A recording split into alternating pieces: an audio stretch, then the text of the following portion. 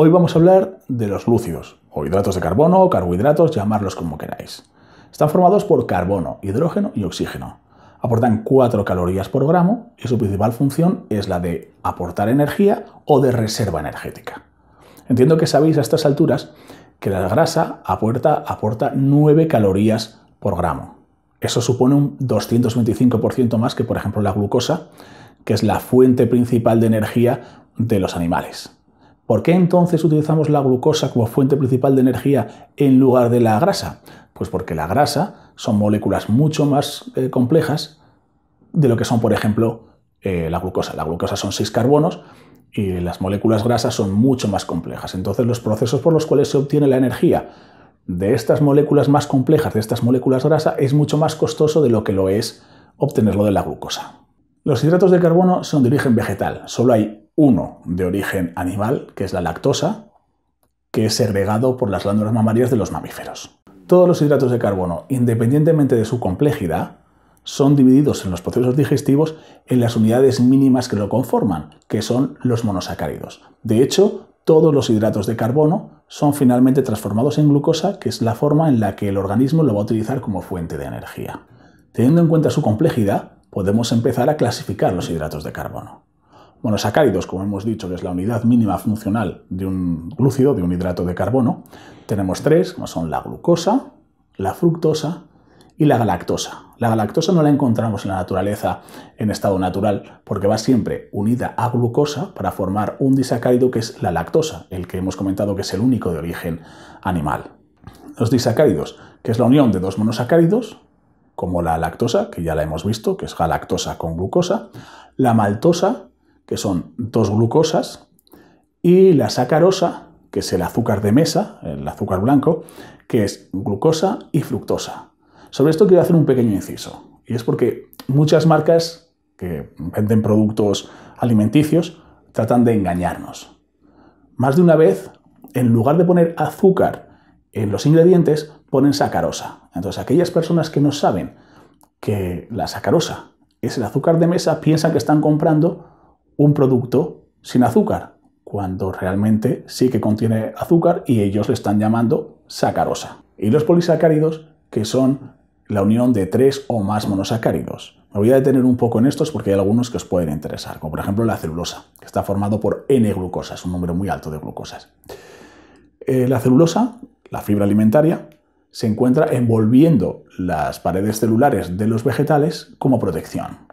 Y a pesar de lo que la gente piensa, sí que aporta calorías, aporta 4 calorías por gramo. Lo que ocurre es que el sistema digestivo humano no es capaz de disociar la celulosa de las glucosas que lo conforman y por lo tanto no es capaz de absorberla ni obtener la energía que aporta. Además, la celulosa es hidrófila, es decir, retiene agua, de tal manera que cuando se come con fibra, esta fibra al entrar en contacto con agua se hincha. Por eso se dice que hay que comer fibra por el efecto saciante. Además, esa particularidad hace que aumente, por el agua, aumente el volumen de las heces. Por lo tanto, la evacuación es mejor. Por eso se dice que hay que meter fibra en la dieta para ir al baño. El almidón es la forma en que los vegetales almacenan la energía y es la forma principal en la que ingerimos hidratos de carbono. El glucógeno es la forma en la que los animales almacenamos la energía. La glucosa se une para formar glucógeno y se almacena o bien en los reservorios de las fibras musculares o bien en las reservas hepáticas, las reservas de glucógeno hepáticas, para cuando sea necesario utilizarla como fuente de energía. Otra clasificación sería en función de su complejidad. Tenemos los hidratos simples, que son los mono y disacáridos, y complejos, que son los polisacáridos. Hay otra clasificación que en ciertas circunstancias se confunde y estaríamos hablando de rápidos y lentos, carbohidratos rápidos y lentos. El problema aquí viene dado porque la gran mayoría de la gente asocia rápidos a simples y lentos a complejos, cuando esto no es así. Hoy en día sabemos que la velocidad de un hidrato de carbono depende de su índice glucémico. Recordad que en un vídeo anterior os hablé del índice glucémico y os dije que lo recordaseis. Voy a explayarme un poquito con el índice glucémico. El índice glucémico es la tasa de incremento de glucosa que produce un alimento que contiene hidratos cuando es ingerido. Este puede ser de alto índice glucémico o bajo índice glucémico. Cuando ingerimos un hidrato de alto índice glucémico, el volcado de glucosa en sangre es mucho más rápido y en mayor cantidad, y por el contrario, cuando es de bajo índice glucémico, esta glucosa pasa de forma más lenta y más sostenida al organismo. Si el hidrato es de alto índice glucémico y se utiliza en un momento en el que no vayamos a utilizar toda esta glucosa como fuente de energía, corremos el riesgo de que esta no se pueda utilizar en la célula como fuente de energía, como decía, y se acumule como grasa, se transforma en triglicéridos y se acumule como grasa. Pongo un ejemplo siempre que es muy simple y yo creo que es muy gráfico. Imaginaos que tenemos una botella. En la botella le ponemos un embudo y cogemos una jarra con agua. Si echamos el agua poco a poco, bajo índice glucémico, el embudo es capaz de introducir ese agua en la botella.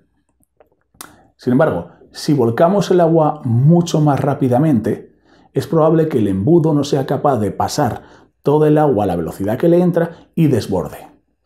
Eso que desborda, en el caso de la glucosa, sería lo que se transformaría en triglicéridos, se acumularía como grasa si es que no se puede utilizar como energía o almacenar las reservas de glucógeno muscular o hepático.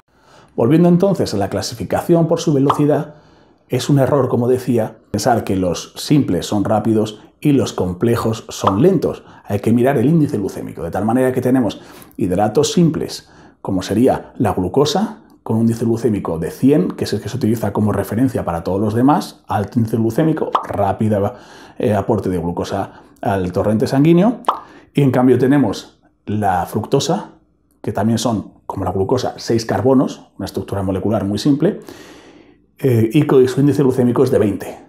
De 20 a 100. Hay mucha diferencia. Uno es más lento, el otro es más rápido. Y si nos vamos a los complejos, ocurre lo mismo. Tenemos, por ejemplo, la patata, que es de alto índice glucémico, y por otro lado tenemos las legumbres, que siguen siendo complejos, pero de un índice glucémico mucho más bajo, que es 30. Hablando de la complejidad de los hidratos de carbono y de su clasificación, dejadme que haga un off-topic, que lo necesito porque es algo muy común, me ocurre mucho en la tienda y seguro que entenderéis a lo que me refiero. Cuando compráis un producto y miráis la composición porcentual, en los hidratos de carbono veréis que pone hidratos de carbono de los cuales azúcares. Es un error muy común pensar que esos azúcares a los que se refiere es azúcar. No, azúcares son los hidratos simples, los monosacáridos y disacáridos, y no todos son azúcar. Para que un producto lleve azúcar, tiene que poner azúcar a los ingredientes o, como decía antes, sacarosa.